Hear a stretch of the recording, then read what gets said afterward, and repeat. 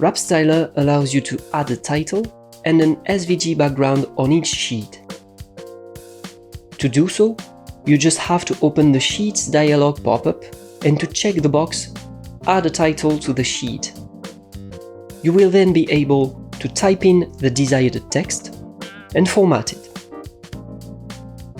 Note that you can use keywords or variables, like here project_name, which retrieves the name defined in the project properties.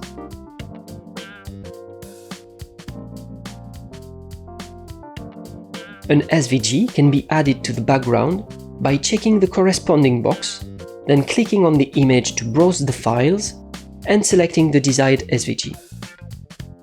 Once the size and the position are set, simply hit Enter or click on the green arrow to save the settings.